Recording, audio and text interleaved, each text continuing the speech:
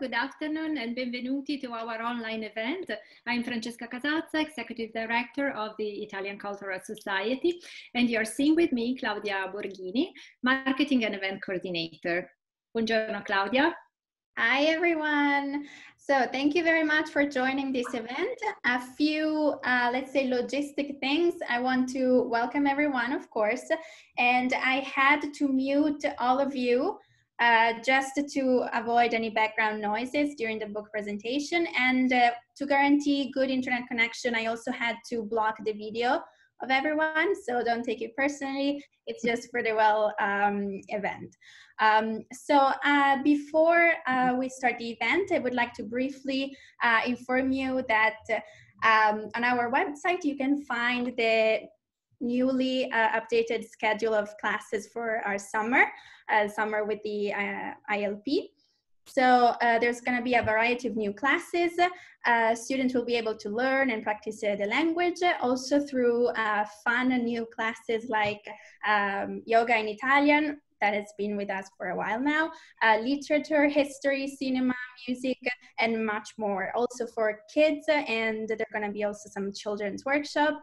So just go on our website and sign up. Thank you, Francesca. Grazie, Claudia. And finally, I want to thank the member of the Italian Cultural Society who voted for our new board member selection last week. We will communicate over the next weeks the changes on our board of directors. We are thrilled to start a new chapter of the Italian Cultural Society with you, together with you. And I want to thank the board members who served for over 6 years with us and welcome the new ones and the one who are renewing their 3-year terms. One of these is our speaker today, Sara Forden. And I'm honored, Sara, to have you here with us today and give everybody the opportunity to get a sense of Sara's professionalism and caring personality. I had the pleasure to meet Sara several years ago through a friend, and I was immediately captured by your story in Milan, your 22 years in Milan, and your motivation to be involved with the Italian Cultural Society. A few words about Sara Forden. Sara Forden lived in Milano for more than 22 years, during which time she reported for the International Herald Tribune, Women's Wear Daily, Dow Jones, and Bloomberg. She's still currently an editor leading a team that covers lobbying in Washington, and most recently the rollout of aid to small businesses struggling to survive the pandemic. In Italy, she also covered the Fiat's bid to turn around Chrysler under the late Sergio Marchionne. She published The House of Gucci in 2000 with HarperCollins, recounting the family saga behind the story of one of fashion's most powerful brands. The book is now the basis of a movie slated to be directed by Ridley Scott, starring Lady Gaga as Patrizia Gucci.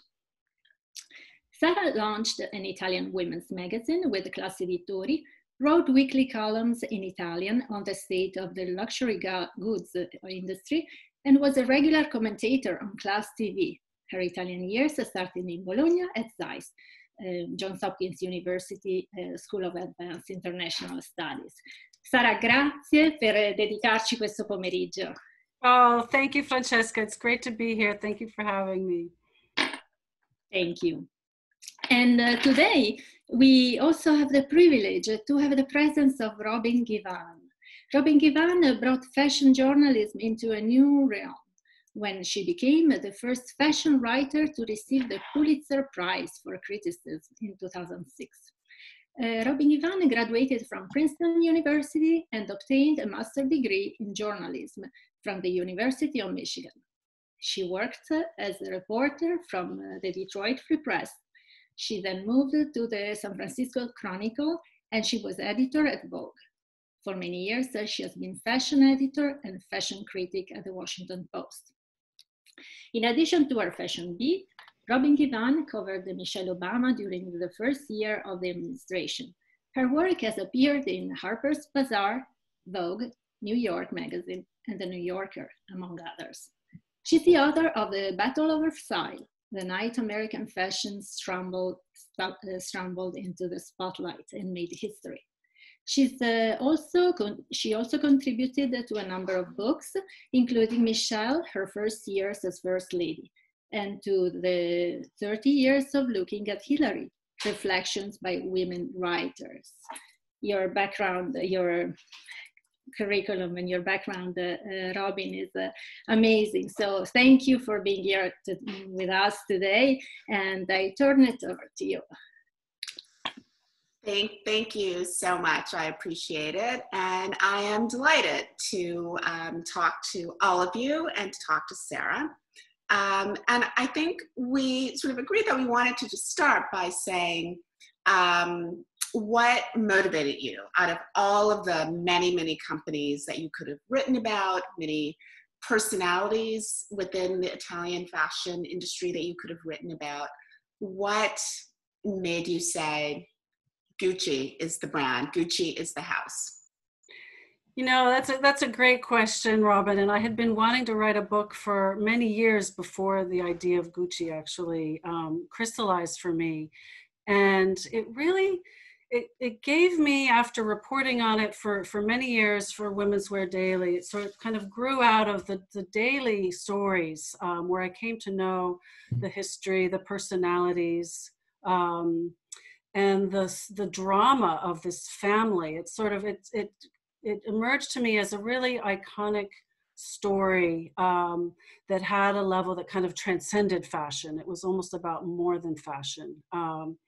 It actually crystallized for me one day when I was home in the States visiting my family, and I went into the public library and just typed a word into the new computer in the new the resource reference section of the library, and I typed in Gucci, and out of 10 articles, 8 of them I had written, and that's like, well, I know something about Gucci. That's always a good starting point. I mean, just the sheer drama of this story. And I don't think this is, a spoiler. There is a murder in this story. And why was Maurizio killed?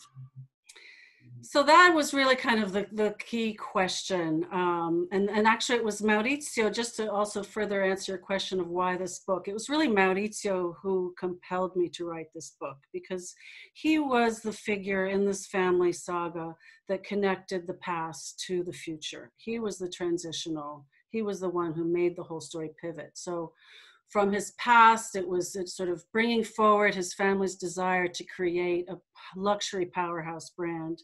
And he was third generation? He was third generation.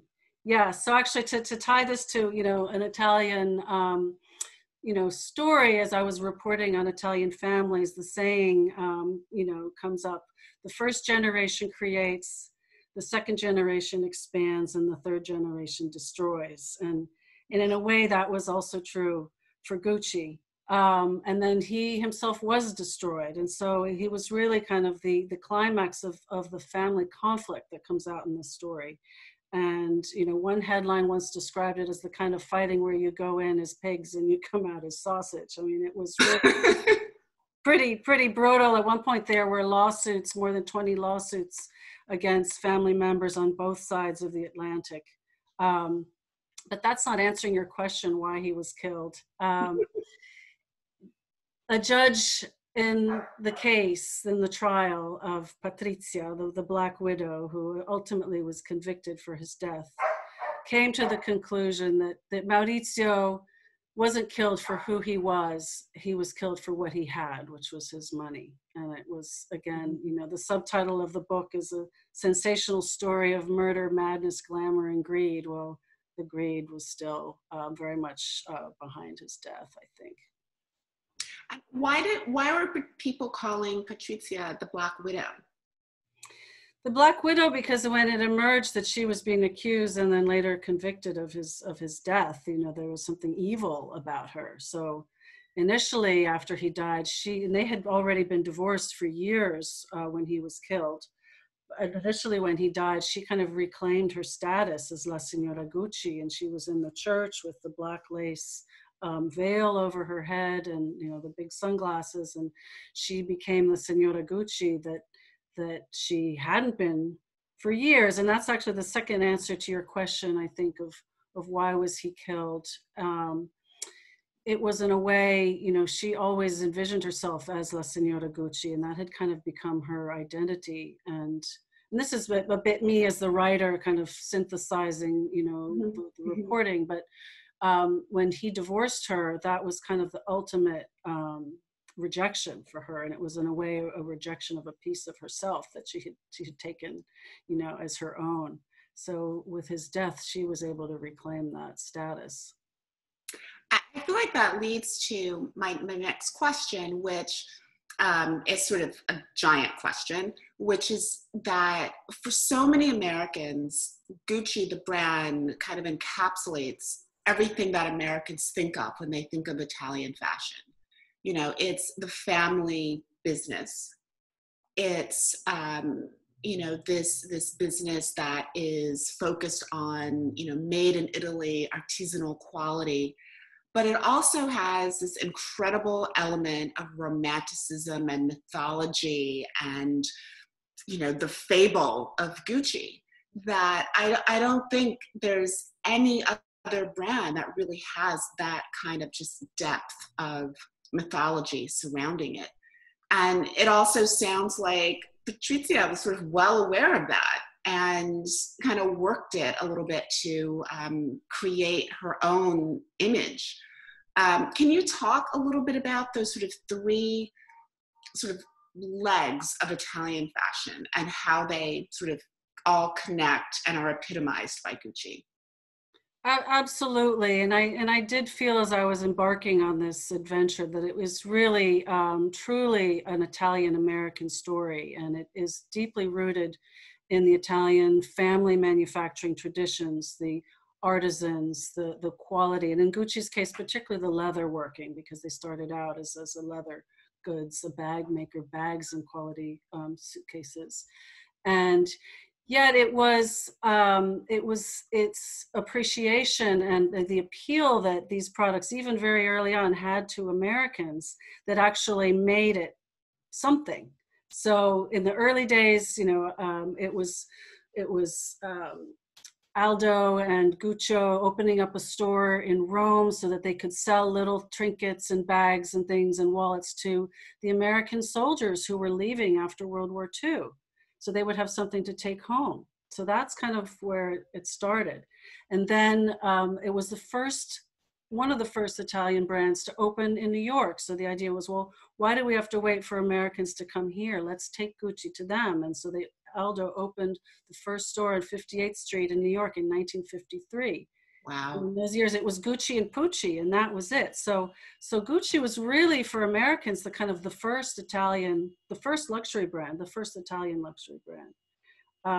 And then it kind of moved quickly because Aldo was a marketer. So that's where you get your intrigue and the mystique. And he coined this whole history about how they were like, you know, saddlers to nobility. And they would like, he developed this whole horse and riding motif. That was complete, you know, fabrication. But it resonated. You know, and don't let the facts get in the way of a good story. Green and red stripe and the horse bit. Yes, they were, you know, saddlers to the nobles. Well, they weren't. They were, you know, a manufacturing family from Tuscany. At one point, and it's in the book, you know, Roberto sort of, you know, roars, you know, of course, you know, Gucci is intrinsic to Italy. And of course it's Tuscan. It's like, you know, you wouldn't have, you know, Chianti from Lombardy. So to him, it was not only that it was Italian, but it was specifically Tuscan. And it couldn't have been, Gucci could not have been born in Rome or in Milan or in Sicily. It was Tuscan. And so I go into that in the story because it gives you all the sense, also the sense of the regional manufacturing of history, and the leather and the textile industry was centered around Florence. And then to kind of continue the mystique and the allure, you know, was Ingrid Bergman in Rossellini's Viaggio in Italia, and that's where she's carrying like one of the first bamboo handled bags, which became an icon. And so maybe a little bit later we can also talk about the iconic products. Or or even now, I mean, Rodolfo created the Flora Scarf, which is the silk scarf with the sort of floral motif for Grace Kelly, because he wanted to give her a special gift. So it's had these moments where these icons have sort of stayed in people's minds. And sort of the third leg of that is the Gucci loafer and the moccasin, which was a flat, elegant shoe that both men and women could wear. But it immediately became popular in Congress, so much so that, you know, the hall in Congress became known as Gucci Gulch. And that was, you know, the name of a book about lobbying in Washington. So we can see how its appeal has kind of gone around, you know, these different sectors. And it also strikes me that there was a great sense of wisdom and understanding about the American temperament that made Aldo reach out to the States, because, I mean, the US was such a young country that it almost seemed like people were searching for these sort of iconic purchases, so to speak, that could give them a sort of a sense of history, that they could create a storyline for themselves through these products. And also allure. And now you're making me think of, you know, Studio 54 and, you know, the Gucci, you know, glam and that whole sort of, so it was kind of like, I guess, and this is the appeal of so many brands, it sort of made you feel like you were part of a sort of a secret club because you understood this allure. Well, yeah, we were just talking earlier. I was saying that it's the only brand I know of today that people use it in slang in the US to mean that something is, it's all great, it's all cool, it's all smooth. You know, it's Gucci, it's all Gucci. Oh, Gucci. One of the other things about the made in Italy piece of it, and I know you were talking about how that is like such a sort of a dynamic between the fabric mills and the fabric makers and the production arm and all of that, and how much impact the decisions made by the textile companies have on what ultimately the Italian brands produce and what we see in stores.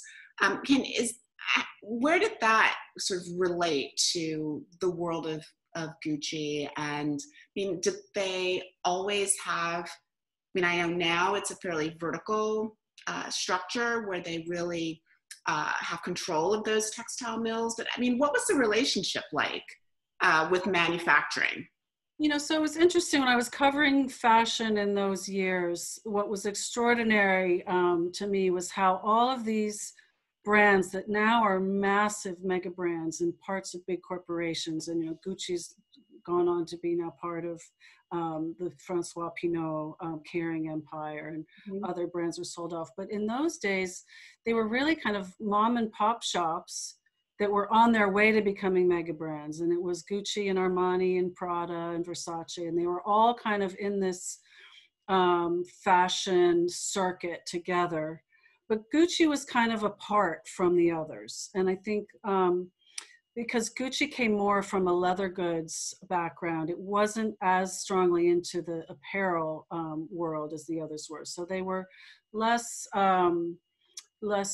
dictated by what was going on in the textile mills, and it was more about really the quality of the products. And in the 80s, you know, this was right when Maurizio comes on the scene, late 80s, Gucci was actually known more for kind of cheap down market products, and, you know, the toilet kits that were being sold at you know, in Filene's basement. And so Gucci's struggle was to kind of come back on top, and that's where it's all sort of decline started. At the same time that Armani and Versace and Prada and the others were starting to really emerge.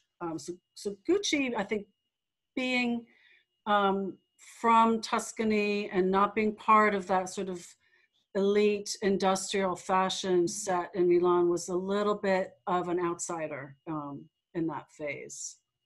And yet that seemed to spark a lot of what made Gucci so unique. I mean, it sort of gets to that notion of, you know, the ability of Italian companies, notably Gucci, to respond to chaos, to difficult circumstances with nimbleness and creativity. Right. And so, in fact, I wanted to kind of knit some of those together. So one example of that is the bamboo handled bag. Well, the artisans started experimenting with bamboo because of the pre-World War II trade embargo. They were not able to get a lot of the materials that they were used to working with. And so they started, you know, torching this bamboo and shaping it into the handle. And it was actually not very comfortable. Like, it's not really ergonomic to have a bamboo handle on your shoulder, but it was so unique that it became, you know, a really sort of identifying design element.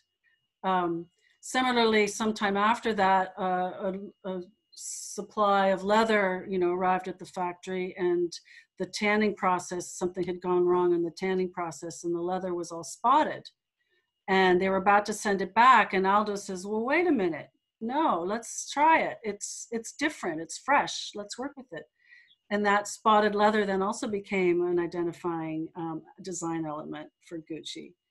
And then over the years, I mean, it really became a pioneer in just so many ways, from like Maurizio being the first sort of hired investment bank to buy out his relatives so that he could, you know, pursue his plan of making it into like the Italian Hermes. After he lost control of the company, Gucci was the first fashion brand to go public, and it sort of paved the way for the whole luxury sector on the stock market. So it kind of catapulted Gucci from the world of fashion into the world of finance. So it's both been able to respond to crisis and sort of step forward and lead. And we're seeing this again even now with the pandemic, with an interview recently with Alessandro Michele, who said, you know, we really have to change the way we do this whole fashion show circuit. And you know better than I how kind of old and tired that has gotten to feel over the years. And so to have the courage to sort of say out with the old and in with the new is pretty unique.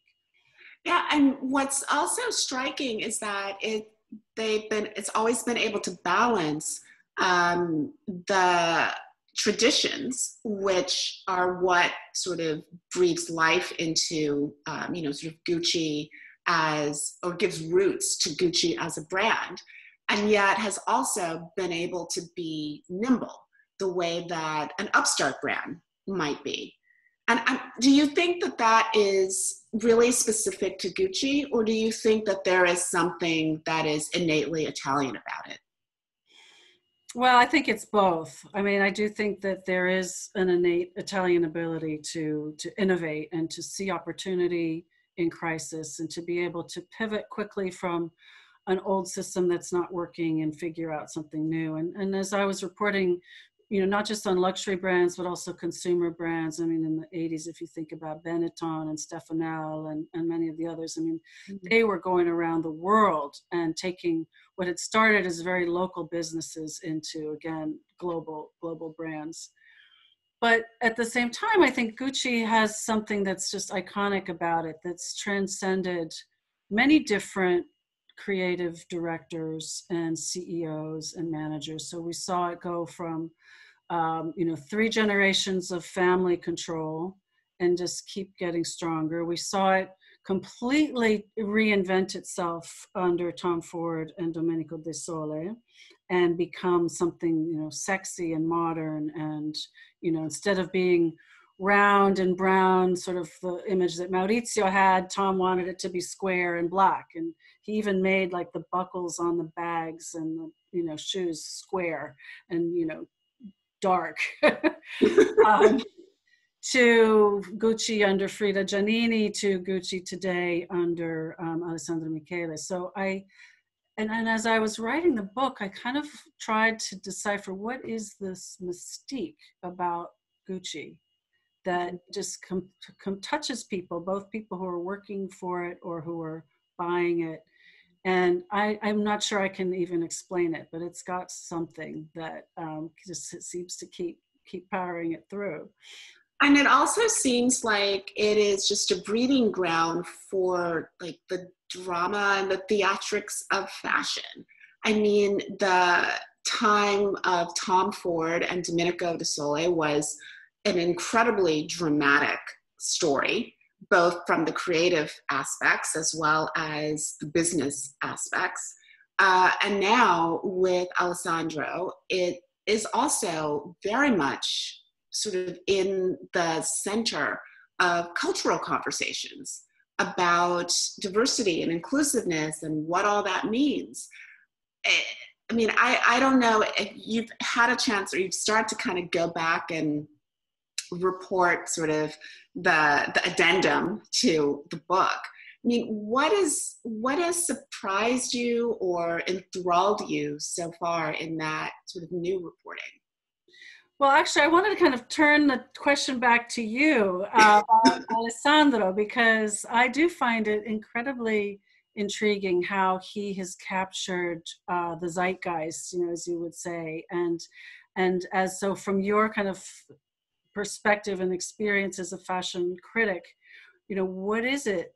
And I'm not even sure I understand it. What is it that he is able to deliver that is making people go crazy? I mean, I just was checking. I mean, Gucci is now, well, actually, Interbrand in its last report ranked it like the fastest growing luxury brand.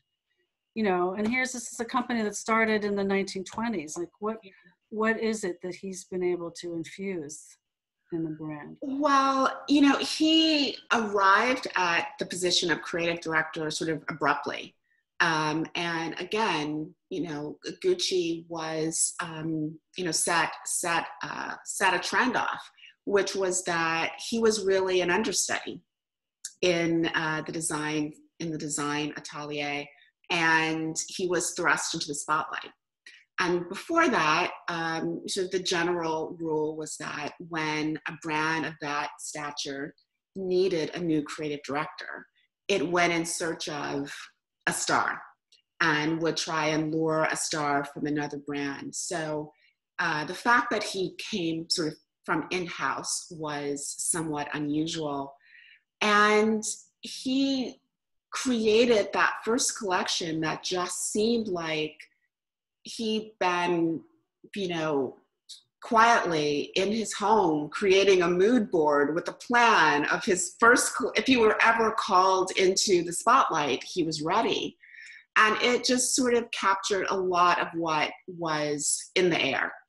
It was sort of this gender blurring collection. That was something that was in the air. It elevated sort of eccentric visions of beauty. It was filled with diverse faces. And it also drew on a multitude of different cultures from around the globe and just sort of let them all collide in a kind of explosion of ideas that somehow, instead of creating chaos, created something that was really eclectic but compelling. And I think that Alessandro was able to take advantage of a particular moment, but also very quickly get ahead of the moment so that he was leading it to a large degree. But it is a really, really specific vision. And I think the question that's been sort of flowing within the industry has been, how do you evolve that? Where do you take something that is so electric and allow it to continue and to expand? You know, I remember one of the things that Domenico said when Gucci under Tom Ford was really at a boil. And he said something like, I'd much rather be the brand that simmers than the brand that boils. Because if you're boiling, eventually you boil over and there's nothing left. Where do you go from here? Yeah, exactly. But what he's really demonstrated is that Gucci's now had a rise and a fall and a rise and a falling and then a rise again. So, you know, again, this ability to kind of go back and go pull from inside and produce more creativity, and creativity that captures people's emotions, I think, in some way. Because, you know, we all know that fashion is not about what we need, it's about sort of generating wants and desires. And so it's like the successful brand is going to be the brand that's going to be able to make you convinced that you can't live without it. Yeah, I mean, one of the great things that your book does is it really gives people a sense of that fundamental DNA that's in the brand. And that's a phrase that the fashion industry loves to use, the DNA of the brand, and how everything has to grow out of that. I mean, if you were describing the DNA of Gucci, sort of the fundamental essence of what it is, how might you characterize it?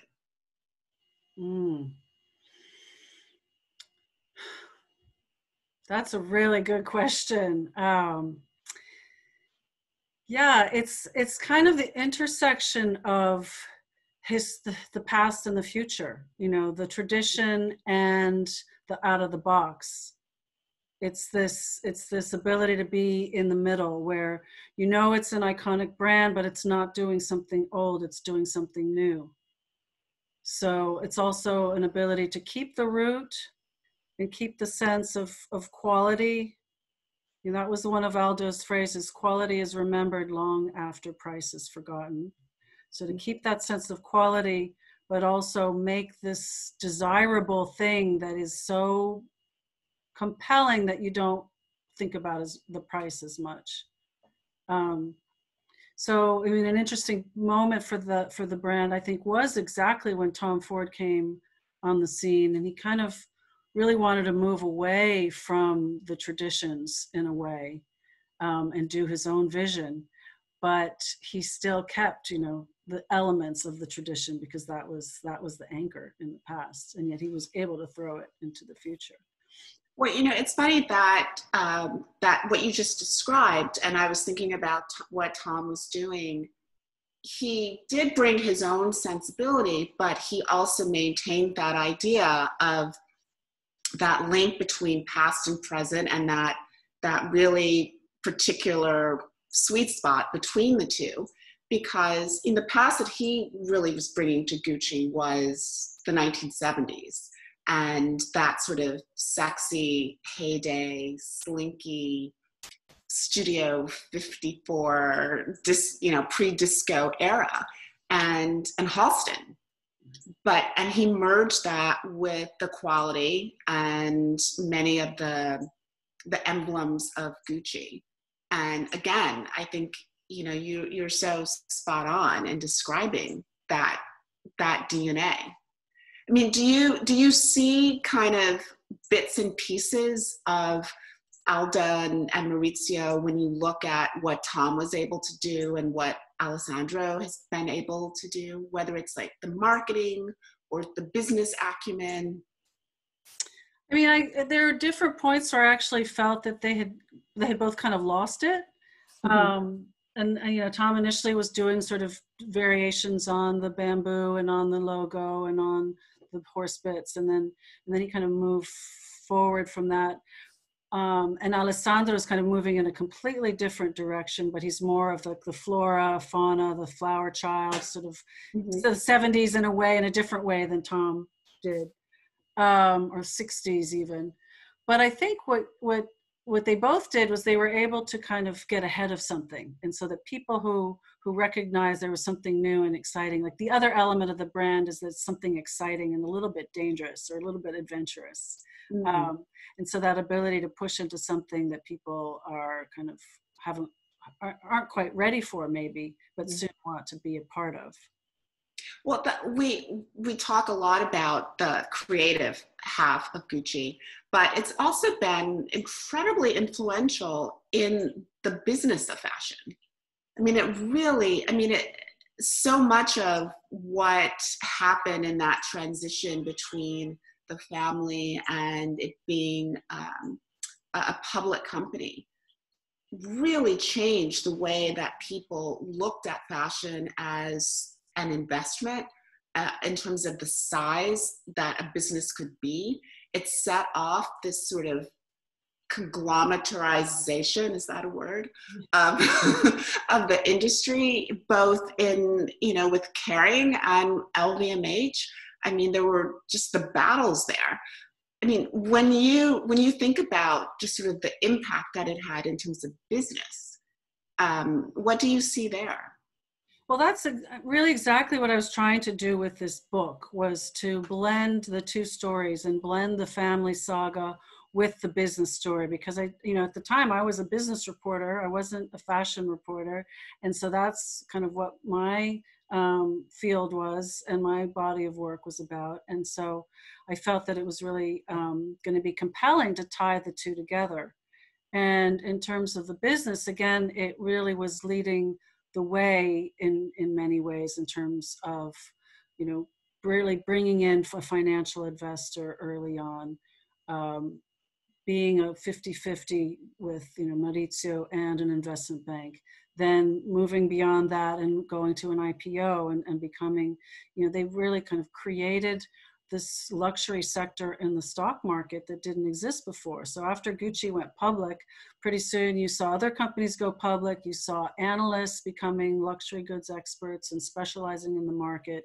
And then you saw, again, this whole vying with LVMH to be the best at buying other brands and bringing them under the same roof and making them all successful and not cannibalize each other. So that wasn't an easy task. And that was kind of what Tom and Domenico's sort of next wave was about doing that. So talent, recruiting good talent, identifying successful brands, bringing them in, and then sort of making them all sit together and work together and be successful.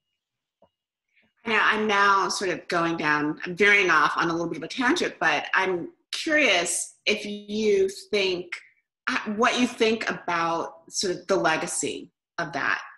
At the time, it was by far one of the most exciting fashion business story in ages, watching all of that unfold. And it was like a race to largeness. And now we're at a place where so many fashion brands are in fact under the umbrella of a Kering or an LVMH or a Richemont. And I'm just, when you look at that and sort of in hindsight, having watched it from the beginning, feel like it's been for the good, for the bad, or a little bit of both? Well, I feel that initially it really was a way for young designers to be successful if they could sort of launch a brand and then sell out and be bought out, and it was a way for big conglomerates to get talent. So they kind of needed each other, and the big conglomerate has to find brands and designers and talent that will spark that zeitgeist, that will touch people. And so it's kind of the challenge of managing like the big and the creative, the business and the creativity at the same time. I also think there's important sort of issues around supply chain, has evolved. So, in the years after I wrote the book, the supply chain was still, like the Italian manufacturing system was still a very connected, they call it the filiera tessile, and it was all about, the yarns and the weavers and the fabric manufacturers, and then the designers. And in the 20 years, since, the whole supply chain has kind of been torn apart, and it's all about getting the best product at the best price. And so in that kind of a market, the big conglomerates have a lot more purchasing power, and so they can get, do the buying on a massive scale. My question now is, with the pandemic and with the disruption to the supply chains in every business, how is that going to affect the fashion business in particular? And are we going to see a return in some cases to more local manufacturing? And I don't know, but I think that's there's a lot of examining now of how these supply chains work, and particularly with China, where a lot of the high-end manufacturing has ended up, maybe not the top, because they bring it back to Italy or to France to finish off the highest, the top level products. But I think all of this is going to potentially be redrawn post pandemic.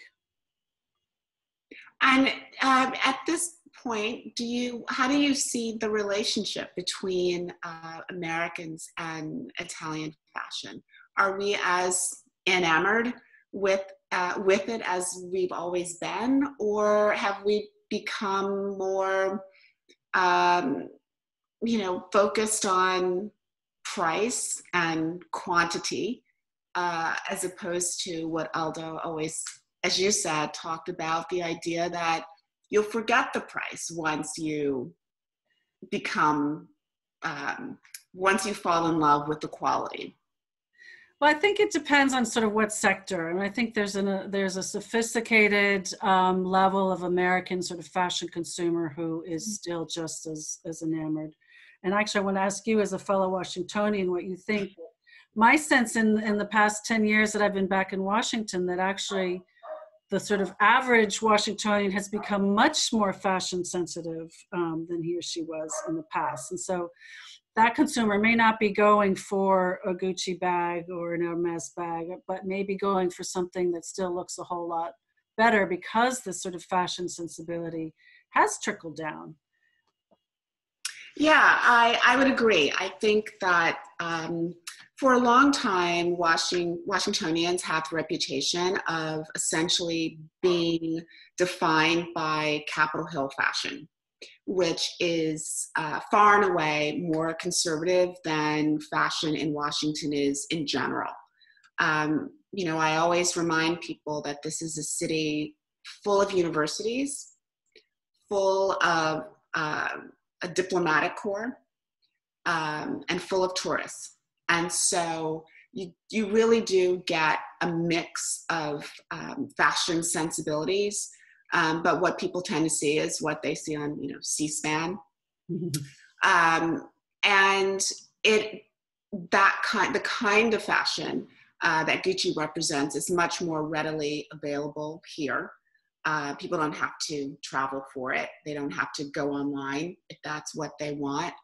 And the shift in the population and the increase of a moneyed population that is not involved in the federal government, whether it's tech or other creative industries or entrepreneurs, has meant that people want to show their success and their status in very visible ways. And so they're more inclined to, sort of quote unquote, wear their money on their back, as opposed to hiding it inside their Georgetown townhouse. So that has, I think, boded very good for higher end fashion.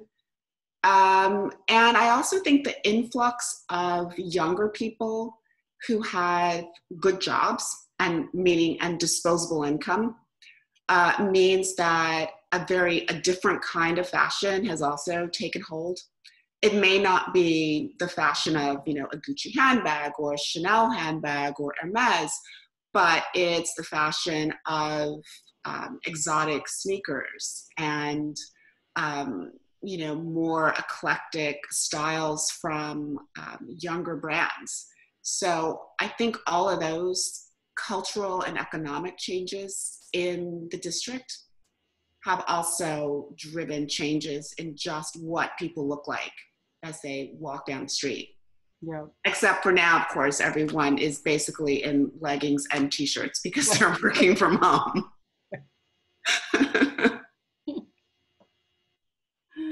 I mean, are you optimistic that out of all of this chaos that we're experiencing now, that fashion companies, Italian companies, will put that nimbleness and creativity to work? Or has this just been a little too much chaos? I mean, I'm optimistic, and I have to believe that there, as I said, there may be opportunities. There may be, I mean, it would be really interesting to see if there's a revival of some of the manufacturing, you know, the quality workmanship that has been lost. I don't know if those companies would come back, but it seems like there's still, and maybe even more so in an era of big brands, there's still a desire for really special products that have their own kind of character. So I think there could be. So I don't know if we want to open up to questions, Francesca? Yes. So first of all, I have not a question, but I just wanted to say something for them. First of all, that thank you to both of you, because this conversation has been as engaging and gripping as the book. So thank you to both of you. And then I just wanted to tell Sara that I really appreciated the combination of the chronicle, cultural reference, and deep knowledge of the Italian people. Like, if I may, I just, when you introduce the history of the family, so I appreciate it to read. I understand, to understand Maurizio Gucci and the family he came from, it's necessary to understand the Tuscan character, different from the affable Emilians, the austere Lombardians, and the chaotic Romans. Tuscans tend to be individualistic and haughty. And then when you also mention in the Inferno, Dante described Filippo Argenti as il fiorentino spirito bizzarro. And then you also mention Roberto Benigni. So there is a little bit of everything in this book, and really shows your deep knowledge of business world, fashion, Italian culture, and so I think everyone will be captivated. So thank you. And Lady Gaga, you're giving us Lady Gaga in a role. Yes, I understand why she is available for the story. So apparently, even though nobody's shooting right now, but apparently Lady Gaga's hired an acting coach because she wants to prepare for the role of Patrizia. So, spectacular. Questions? Yeah. Yes. So everyone, if you have any questions, please use the chat. I'm gonna initiate the chat so that you can all see where it is.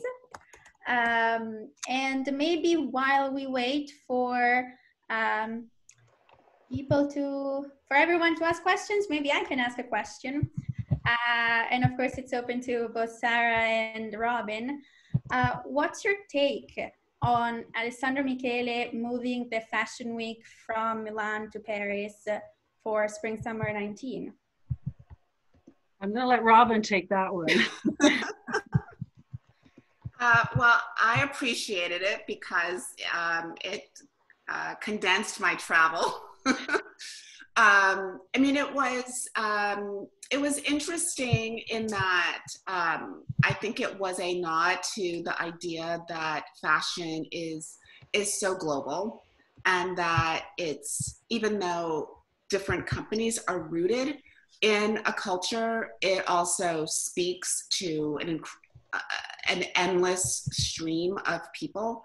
And I think it also was sort of emblematic of something that sometimes I think fashion companies forget, which is that with the incredible amount of freedom and the expansive reach of their work, that they also have to really strive to understand the cultures in which they work. I think this is a constant balancing act for not just Gucci, but for a host of fashion companies. You know, it's very challenging to understand the history and the sensitivities of every single culture that you're in. But I think it also is a reason to really encourage brands to do their best to surround themselves with as wide a range of voices as possible, particularly in the different countries in which they're working. And I think that Gucci has been, has recognized that need. I mean, they had a couple of stumbles in the American market. And I think that they have been in the forefront of really recognizing that wherever you are, wherever you show, wherever you sell, you really have to embrace and really wrap yourself in that culture. So I was happy to see them in Paris because I think it just sort of underscored that idea that wherever that your brand speaks just as eloquently and powerfully wherever you show it. Thank you. So we have many questions. I can go ahead and read a few. So we have Anne that asks, historically, Milan and Paris have been fashion centers. Is there a difference today between Italian and French fashion? And if so, can you describe it? Again, I think that's one more for Robin as the fashion. It's so hard to do that. The first thing that occurs to me is that French fashion has increasingly become international because so many of the fashion houses in Paris that were originally founded by French designers are not necessarily helmed by French designers anymore. Chanel, until very recently, obviously had Karl Lagerfeld. Dior has Maria Grazia. Balenciaga has Demna Gvasalia.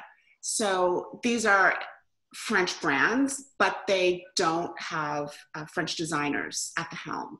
And I think one of the things that really sets a lot of the Italian brands apart is that many of them really still have an Italian voice at the helm, whether it's Prada, although she recently decided she'd share a little space with Raf Simons, and that will be very interesting.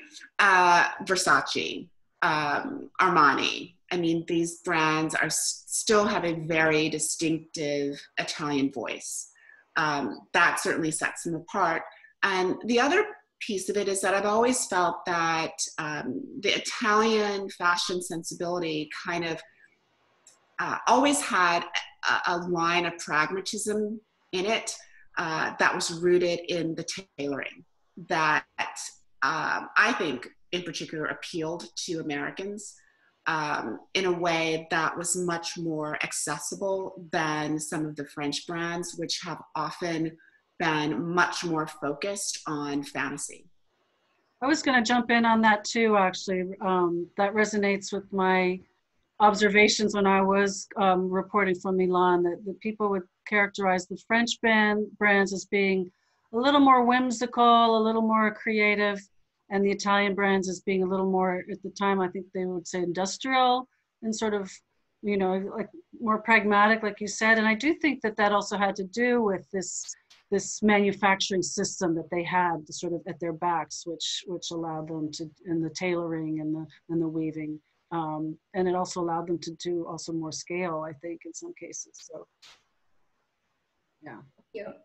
So we have Ralph that asks, how did the family deal with the substantial changes in Italian politics and with World War II? Well, let's see. World War II, they, as I recall, they did have these manufacturing difficulties. So that's when they were also looking for, you know, different kinds of materials and, you know, trying to keep the product's quality, but working with lesser materials. So again, the challenge was to, you know, keep something kind of iconic and special, like the bamboo handle.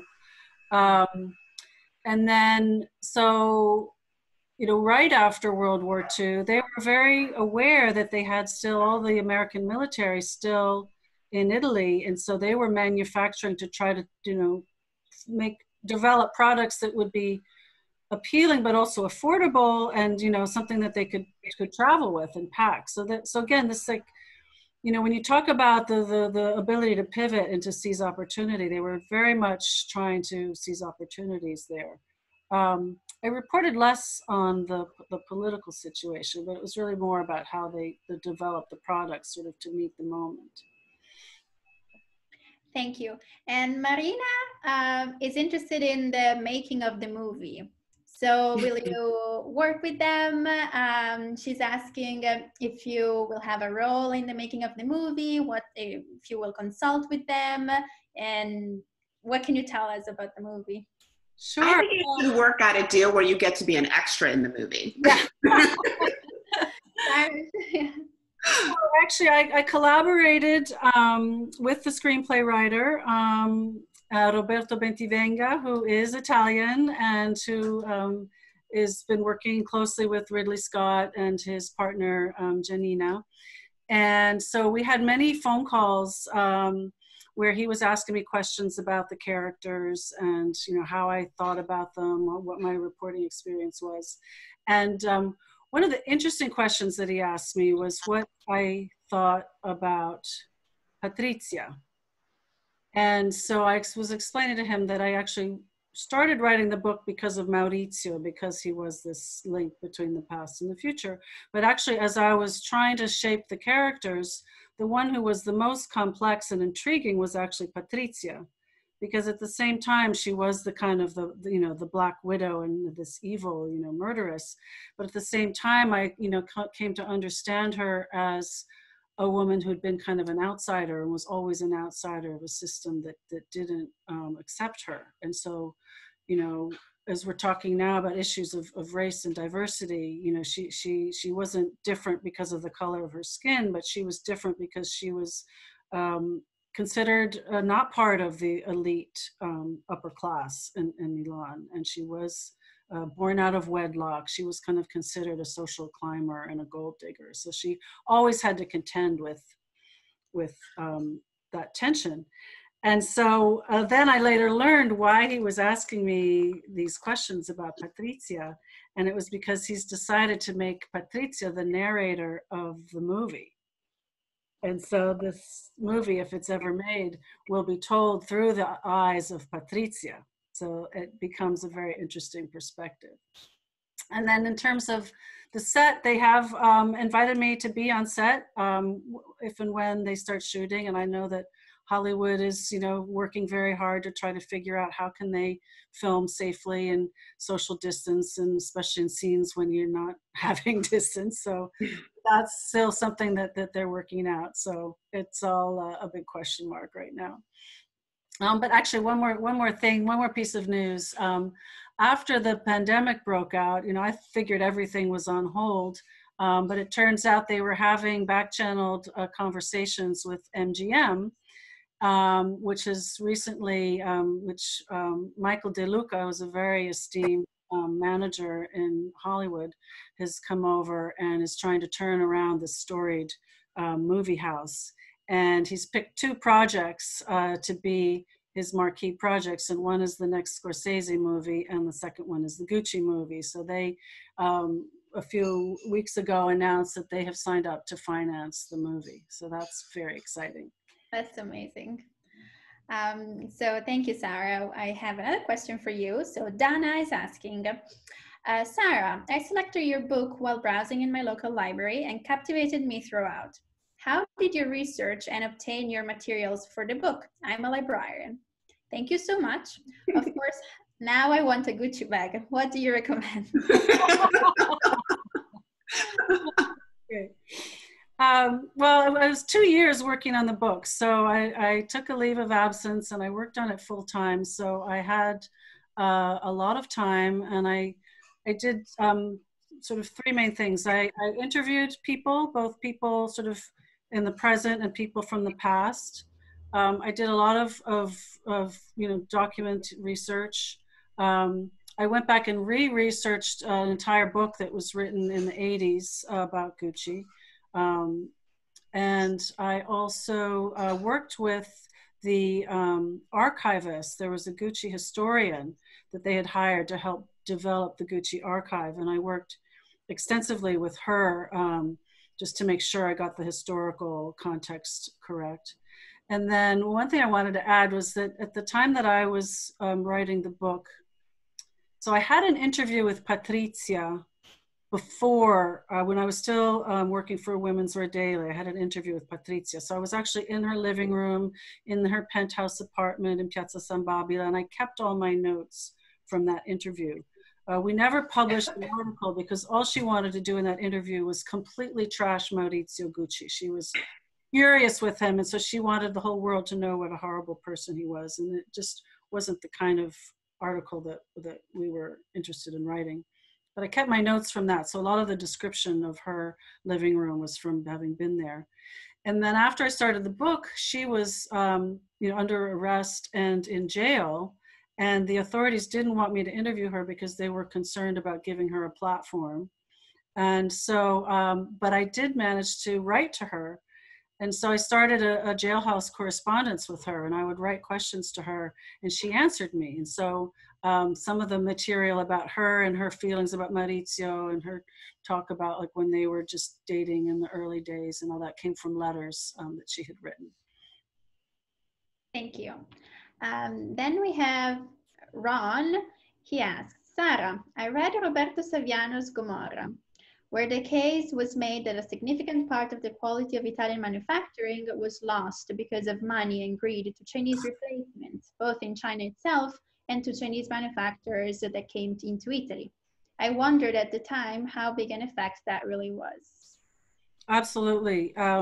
It was dramatic, and the whole manufacturing area around Florence and in Prato in particular became settled by Chinese, and they actually had kind of families living in, they would take over like abandoned factories, and they had multiple families living in these factories producing. They would be like the outsourcers for early on, even the Gucci's and Ferragamos. And then the luxury brands realized that they couldn't actually support this kind of inhuman manufacturing, either in China and especially not under their noses. And there were articles written at the time. So they developed a whole kind of production certification process so that they were checking the factories and checking also the outsourcers to make sure that they were not sustaining this kind of manufacturing.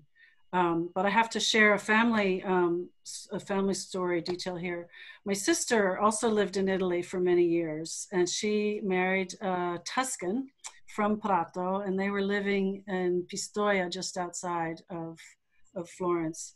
And she was painting sort of landscapes and urban and rural landscapes. And one of her paintings is of a wall, the outside wall of one of these former factories, which had since become the home to about 10, I think, Chinese families. And on the outside of the wall, there was a mailbox for every family. And so we have this painting of all these mailboxes. And so those mailboxes were the sort of the symbolic of the Chinese families that were working in these production centers. Thank you. Then we have Charlotte. What can you tell us about the present generation of the Gucci family? Where do they live? What do they do? Do they think about the movie? So Patrizia is now out of jail. She served 18 years of a 29-year sentence. And she is living back in Milan. She bought a palazzo in Via San Barnaba, which is ironically right behind the Tribunale di Milano, where she was convicted a few years earlier. She's been seen walking around Milan with her pet parrot on her shoulder. So if you Google Milan, you can see some photos of her. Her daughters, Alessandra and Allegra, are now grown up and married and living in Switzerland. And apparently, this is just according to news reports, but apparently there was an issue between Patrizia and her daughters, and her daughters supported her and claimed, took her position that she was innocent for many, many years. And so we're very loyal to her. But I think there may have been some falling out in more recent years, because she actually filed a lawsuit against them in Milan, accusing them of not paying her divorce settlement that she had made with Maurizio. And a judge ruled on her behalf, and so now the daughters have to because the daughters controlled his legacy. So now the daughters have to pay Patrizia it's like $1 million a year or something like that. And there are other family members. Giorgio and his son, who's also Gucci, are still in the Florence area manufacturing. So they are actually a manufacturer for some of the big brands, Chanel and others. And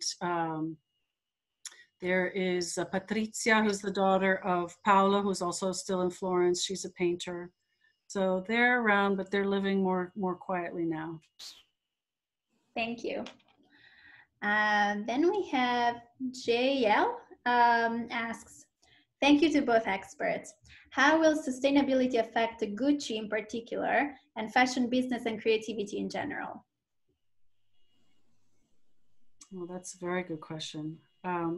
That's not something that I've been reporting on as much lately, but certainly I think all the fashion brands realize that this could be a real, what's the words, like a diversifying issue going forward, and defining issue going forward. And they have to figure out how. I mean, the fashion industry is one of the most polluting, and our colleague Dana Thomas has written a lot about how unsustainable the fashion industry has been.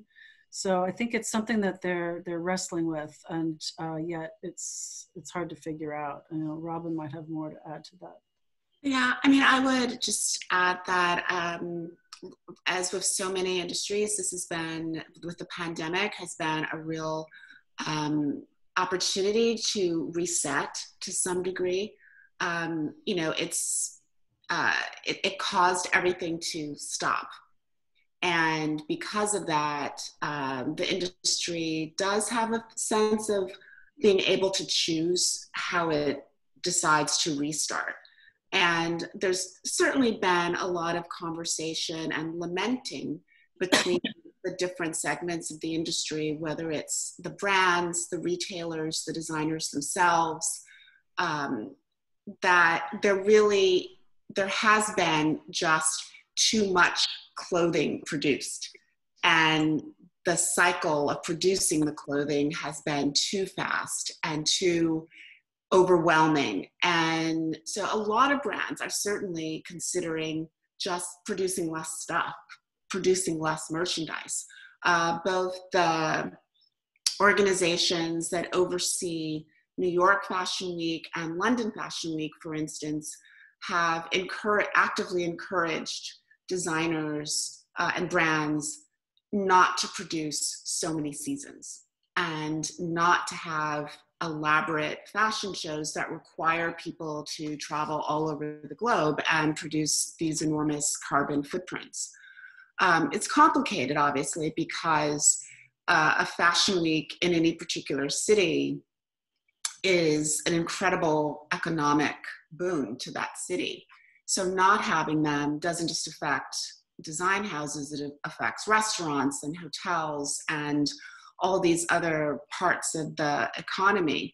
But the industry really is taking this moment of this period when there's so many economic concerns and there's so much of it trying to figure out how do we move forward, and things are going to be delayed anyway, the arrival of merchandise into stores, that I do think it is possible that this is a moment when the industry may in fact be able to reduce its carbon footprint and stop producing so much clothing that ends up in landfills or destroyed. So it could have a significant impact, I think, on the environment and allow the industry to choose a different path forward. Thank you. We have two more questions. Two more questions, and then already a lot of people are thanking all of you for your great this great event. So that's very nice to read. So last two questions. The first one: what are your thoughts on the Gucci Museum in Florence? I think that was actually closed for a while. And on Robin, I don't know if you've seen it. I've not seen it, but when I was working with the Gucci archivist, she was one of the people who was really putting together all the products and the sort of explanations for the museum. I went to the opening of it, which I can't remember how long ago that was. And I haven't been back since. The curious thing about the opening was that as we walked through the exhibition, and I'm sure this was a political issue at the time, but the Tom Ford era seemed to be absent from the exhibition. It was sort of before Tom and after Tom. I don't know if that has changed, but it was curious. Interesting. Very interesting. I think we have one last question, and it's Ron Capelletti. Sara and Robin, how do you think Black Lives Matter and the social movement it represents will enter into the fashion industry? And do you think the Italian fashion industry will respond? Well, Robin and I had a conversation about that in our pre-talk, and I thought it was really interesting, their approach. Maybe I'll leave that to Robin. Yeah, I think that is the $1 million question, or when it comes to Gucci, more like the $1 billion question. You know, it is.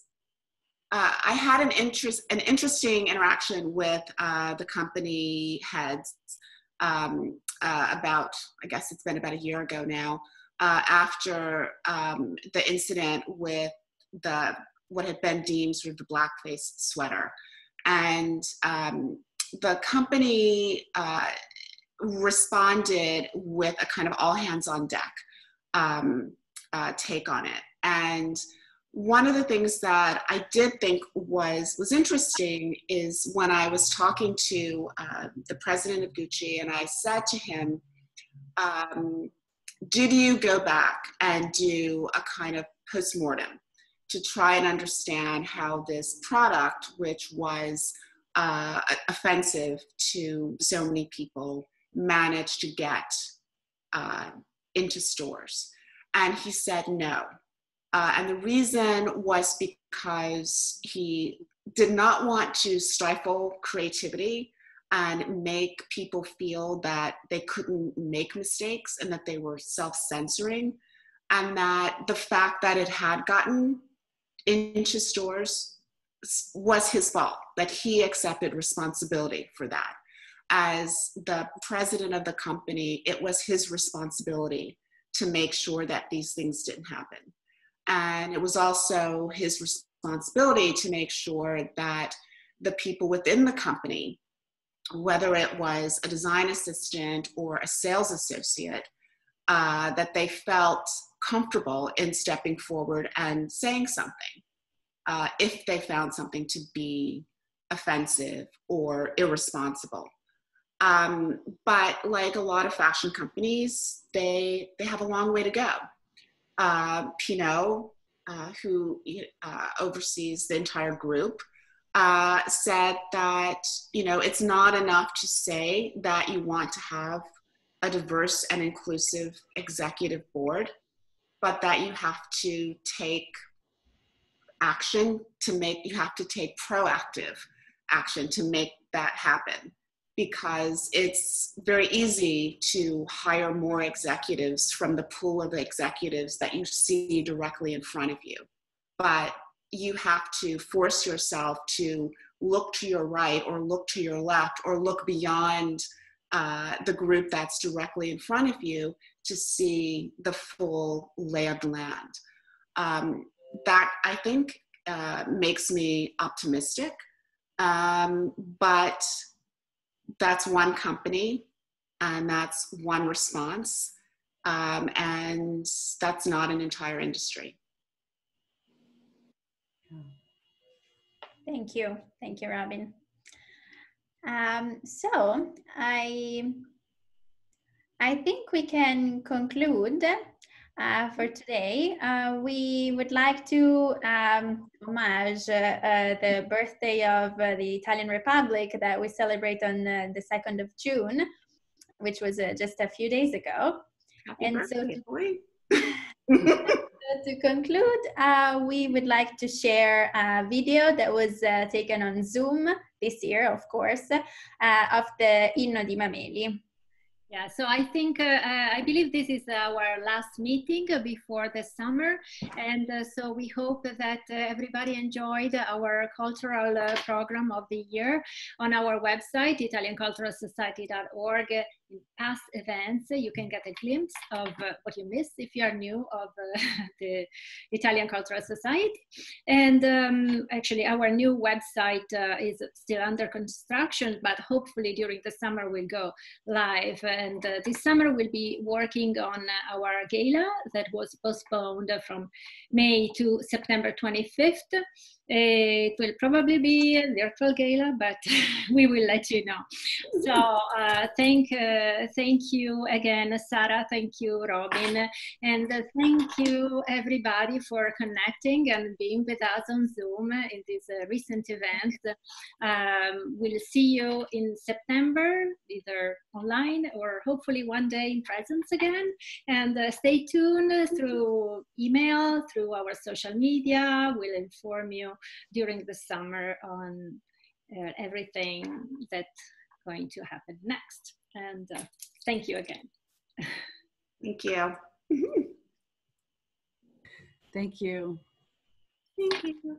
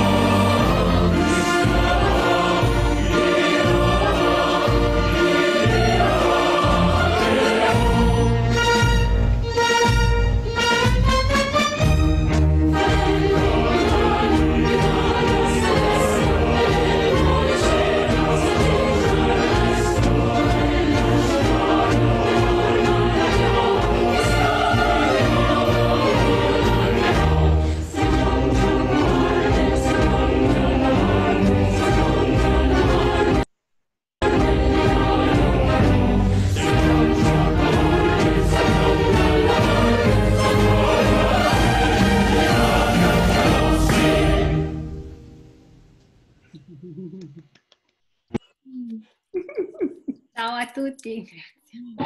Ciao. Ciao, grazie ancora. Thank you.